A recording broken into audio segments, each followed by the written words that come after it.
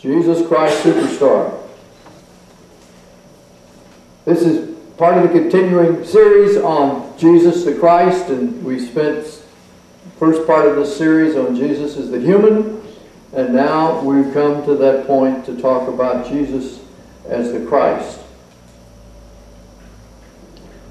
This opera, Jesus Christ Superstar, if you remember, came in the late 60s, early 70s. It was a time when some of you were not yet born, or just about to be born. It was a time of the Vietnamese War. It was a time of great conflict, not only in this country, in the interior of this country, but throughout the world. There were peace marches, peace movement that took to the streets. Young people had a youth revolution. The understanding, the image of what teenagers and young people were changed dramatically in that period of time. There was Kent State. There was a women's revolution going on at the same time. And of course there was Woodstock that forever changed our images of a lot of things. We also were in the midst of a changing economy when jobs were beginning to be shipped overseas from the United States, and people started talking about this becoming a service economy. And companies that had for a long time considered their workers as valued people began to think of their workers as a commodity. And the old saying that if you work hard and we're successful, you will be rewarded, was replaced with if you work hard and we're successful, we'll find somebody who can do the job cheaper. So there were a lot of shifts going on, a lot of controversy, a lot of heat. And into this midst, Tim Rice and Andrew Lloyd Webber wrote this opera, Jesus Christ Superstar. Kind of a strange thing. And it was something. I don't know. How many of you here have seen Jesus Christ Superstar, either on stage or in the movies, on film? The young people have seen it. It's a story about Jesus Christ and Judas, really. And it focuses on Judas, and Judas is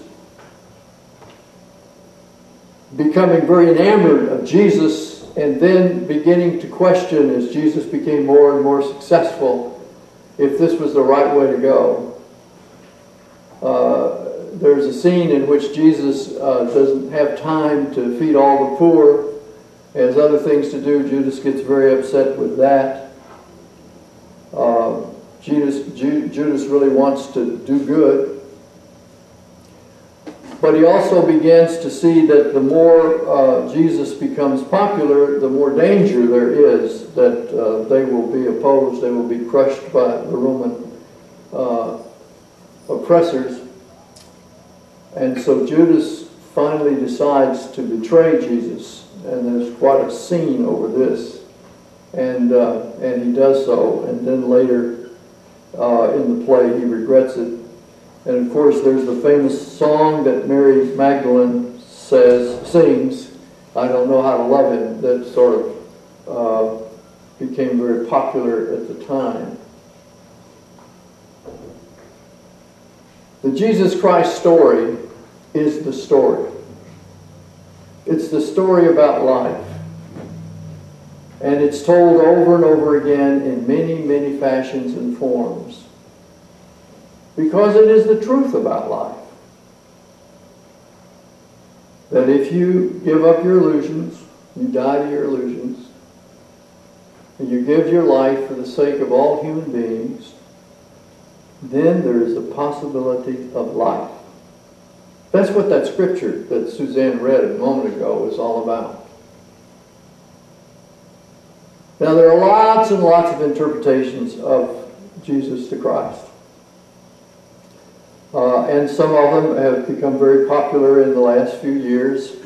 And some of them try to focus that they've always been around, though they haven't.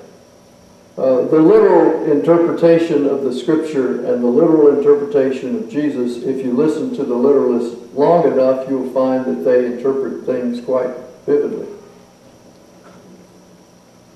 And then there are those who want to interpret the Jesus Christ story politically, and you have the conservative versions and the liberal versions and all kind of versions in between. Most of them miss the point of what's being said. There's the historical method of studying the documents and coming up with conclusions. And anybody who pays much attention to those kind of things and is at least a bit scholarly knows that that body of knowledge grows and grows, and new theories emerge and new understandings come about. And then there's always the cultural understandings of Jesus, the Christ, which Jesus is interpreted, if you believe in Jesus, then everything will be all right. If you believe in Jesus, then you'll be well off. If you believe in Jesus, then you can look down your nose at other people who don't, because they're obviously going in the other direction. So there are all kinds of stripes and interpretations and versions of this. And if you have some length of years, I imagine that many of you have been through many of these positions in your own life and have tried them out like a new coat and worn them for a while, discarded them, and picked up another one. But it's the story, and the story is the truth about life.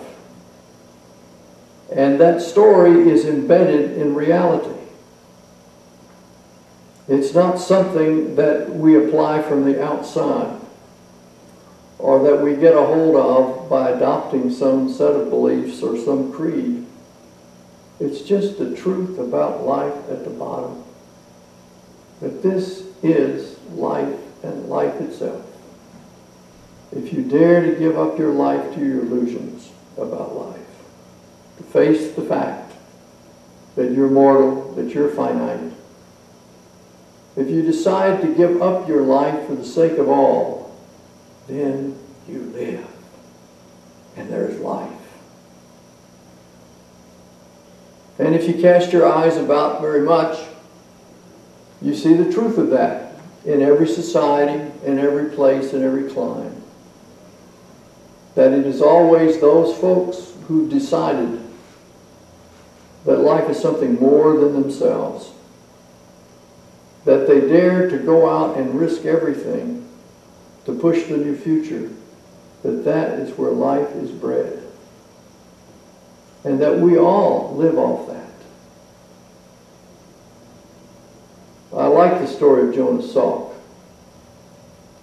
who gave up his life, who gave up his family, who lived in a lab day in and day out, no vacations, watching over those test tubes until a breakthrough came and there was something that would stop the ravages of polio. If you look at the science community, those who have just literally given up everything to pursue a truth, to pursue something that would illuminate, that would give people life, that dynamic is present there. If you look at people like Mandela, who could have had a comfortable life, probably could have moved to London, probably with the intellect that he had, done a lot of things. Spent most of his life in jail. But through his efforts and others, brought freedom and liberty to people who were deeply, deeply oppressed.